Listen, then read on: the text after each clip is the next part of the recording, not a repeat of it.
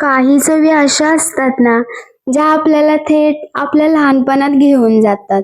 आजी आणि आईच्या हातची काळ्या घेवड्याची आमटी आणि त्याचा सुगंध आजही मनामध्ये घर करून आहे. पिढ्यानपिढ्या चालत आलेली तीच अस्सल सातारकर चव आज मी तुमच्यासाठी घेऊन आले आहे. तर हा व्हिडिओ शेवटपर्यंत नक्की पहा. चला तर मग बनवायला सुरुवात करूया. काळ्या घेवड्याची आमटी. तर आज मी तुम्हाला एक पारंपरिक पद्धत दाखवणार आहे. ही डाळ माझ्या आईने मला खास घरी बनवून दिलेली आहे. जशी पूर्वीच्या काळी लोक घेवडे घ्यायचे आणि ते मंद आगीवर भाजून घ्यायचे आणि नंतर जात्यावर दळून त्याची डाळ बनवायचे. अगदी तशीच ही डाळ मला आईने बनवून दिलेली आहे. जेव्हा घेवडे भाजतात तेव्हा भाजायच्या वेळेस लोखंडाची कढई किंवा लोखंडाचा तवा हा वापरतात आणि त्यामध्ये घेवडे भाजतात. नंतर ते जात्यावर दळून त्याची डाळ बनवतात. इथे मी 2 चमचे सुकं खोबरं घेतलंय, जे मी खिसून घेतलंय. 1 चमचा जिरं घेतलंय. 7 ते 8 पाकळ्या लसणाच्या घेतल्यात. 1 चमचा बडीशेप घेतले. एक छोटा तुकडा आल्याचा घेतलाय. कढीपत्ता घेतलाय. बारीक चिरलेली कोथिंबीर आणि 2 वाटी घेवड्याची डाळ घेतली. एवढं साहित्य आपल्याला लागणार आहे. आता मी इथे एक कुकर घेतला आहे. आता आपली जी घेवड्याची डाळ आहे ती त्यामध्ये टाकायची. त्यानंतर 1 तांब्या पाणी ओतायचं आणि डाळ ही एकदम स्वच्छ अशी धुवून घ्यायची. तर हे बघा, डाळ स्वच्छ धुवून झालेली आहे. आता यामध्ये 1 तांब्या पाणी ओतायचं. पाणी एवढंच ओतायचं की ते डाळीच्या वरती थोडंसं आलं पाहिजे, एवढंच ओतायचं, जास्त नाही ओतायचं. आणि यामध्ये आता थोडंसं मीठ आणि थोडंसं तेल टाकायचं. त्याने काय होतं, डाळ पटकन शिजण्यास मदत होते.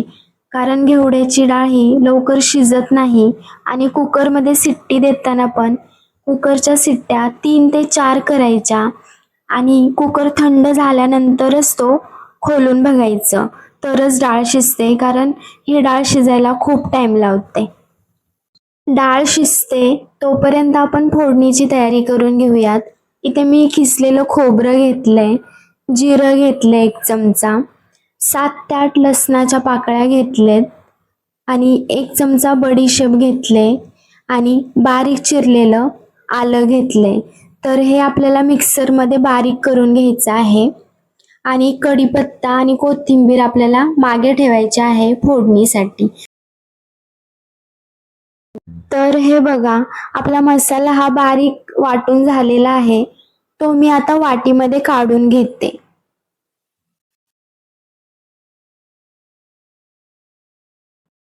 कुकरच्या शिट्ट्या पण झालेल्या आहेत.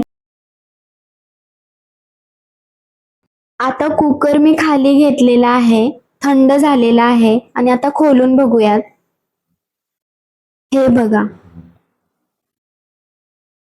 डाळ एकदम छान शिजलेली आहे. तुम्ही बघू शकता, अजिबात खाली लागलेली नाही आणि पाणी सुद्धा जास्त नव्हतं. कारण पाणी जास्त असलं की कुकरच्या बाहेर येण्याची शक्यता असते. त्यामुळे डाळ शिजवताना नेहमी पाणी कमीच ठेवायचं. आता यामध्ये आपण मसाले घालून घेऊयात. मी इथे 1 चमचा हळद टाकले, 1 चमचा धनिया पावडर टाकले आणि 1 चमचा आपला जो घरगुती मसाला आहे तो मी टाकलेला आहे, कांदा लसूण मसाला. याची रेसिपी सुद्धा मी शेअर केलेली आहे, ती तुम्ही बघू शकता. चवीपुरतं मीठ टाकायचं यामध्ये आणि मीठ नेहमी हातानेच टाकत जा, कारण आपल्या हाताला जी चव असते ना ती मिठातूनच असते. त्यामुळे मी तर नेहमी मीठ हातानेच टाकते. आता यामध्ये मी कोथिंबीर टाकणार आहे.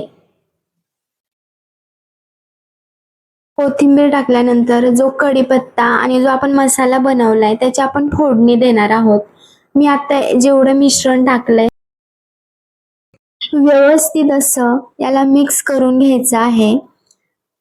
हे बघा, किती छान दिसतंय ना. हे जे काही मसाले टाकलेत ते असेच आपल्याला टाकायचे आहेत.